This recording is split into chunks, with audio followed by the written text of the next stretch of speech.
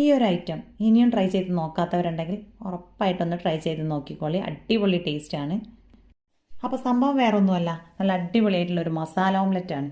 നിങ്ങളൊരു omelette lover ആണെങ്കിലേ ഉറപ്പായിട്ട് ഇത് നിങ്ങൾക്ക് ഇഷ്ടപ്പെടും. അപ്പോൾ ഇത് റെഡിയാക്കി എടുക്കാനായിട്ട് ആദ്യം തന്നെ നമുക്ക് വേണ്ടത് മുട്ടയാണ്. അപ്പോൾ ഞാനിപ്പോൾ അവിടെ 2 മുട്ട ഒരു ബൗളിലേക്ക് പൊട്ടിച്ച് ചേർത്ത് കൊടുത്തിട്ടുണ്ട്.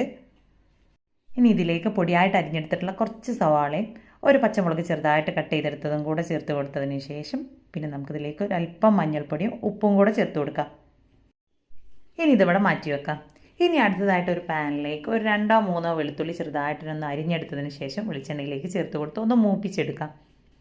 പിന്നെ ഇതിലേക്ക് ഒരു തണ്ട് കറിവേപ്പിലയും ഒരു സവാള പൊടിയായിട്ട് അരിഞ്ഞെടുത്തതും കൂടെ ചേർത്ത് നല്ല രീതിയിലൊന്ന് വഴറ്റിയെടുക്കാം. ഇനി ഒരു സവാളയിലേക്ക് ആവശ്യമായിട്ടുള്ള ഉപ്പും കൂടെ ഈ ഒരു സമയത്ത് ചേർത്ത് കൊടുക്കുന്നുണ്ട്. നമ്മൾ മുട്ടയിലേക്ക് ഓൾറെഡി ഉപ്പ് ചേർത്ത് കൊടുത്തതാണ്. അപ്പോൾ മസാലയിലേക്കുള്ള ഉപ്പ് മാത്രം ചേർത്ത് കൊടുത്താൽ മതി. അപ്പോൾ നമ്മുടെ സവാള ഒരു 3/4 ഭാഗത്തോളം വഴറ്റിയെടുത്ത് കഴിഞ്ഞാൽ പിന്നെ അതിലേക്ക് നമുക്ക് മസാലപ്പൊടികൾ ചേർത്ത് കൊടുക്കാം. മുളക് പൊടിയും മഞ്ഞൾപ്പൊടിയും ചിക്കൻ മസാലയും കുരുമുളക് പൊടിയും കൂടെ ചേർത്ത് സവാള നല്ല രീതിയിൽ വഴറ്റിയെടുത്ത് ഇതിന് മുകളിലായിട്ട് നമ്മൾ നേരത്തെ റെഡിയാക്കി വെച്ചിട്ടുള്ള മുട്ടയുടെ മിക്സ് ഒഴിച്ചു കൊടുക്കാം. ഇനി ഇതിനൊരു 3-4 മിനിറ്റ് അടച്ച് വെച്ചൊന്ന് കുക്ക് ചെയ്തെടുത്തതിന് ശേഷം വേറൊരു പാനിലേക്ക് നമുക്കിതിനെ ഒന്ന് തിരിച്ചിട്ട് കൊടുക്കാം. ഇനി നമ്മൾ ഓംലെറ്റ് റെഡിയാക്കി എടുത്തിട്ടുള്ള സെയിം പാനിലേക്ക് തന്നെ ഒന്നും കൂടെ മറിച്ചിട്ട് കൊടുത്താലും മതി. അപ്പോൾ ഞാൻ പൊട്ടി പോവാതിരിക്കാൻ വേണ്ടിയിട്ടാണ് പാനിലേക്ക് ഇട്ട് കൊടുത്തിട്ടുള്ളത്. അപ്പോൾ അത് മുകൾ ഭാഗം കൂടെ ഒന്ന് ഡ്രൈ ആക്കി എടുത്തിട്ടുണ്ടെങ്കിൽ നല്ല ടേസ്റ്റി ആയിട്ടുള്ള നമ്മുടെ മസാല ഓംലെറ്റ് ഇവിടെ റെഡി ആയിട്ടുണ്ട്. അപ്പോൾ ഈ ഒരു ഓംലെറ്റ് ഉണ്ടെങ്കിൽ നമുക്ക് ചോറ് കഴിക്കാനായിട്ട് സെപ്പറേറ്റ് കറിയുടെ ഒന്നും ആവശ്യമില്ല കേട്ടോ.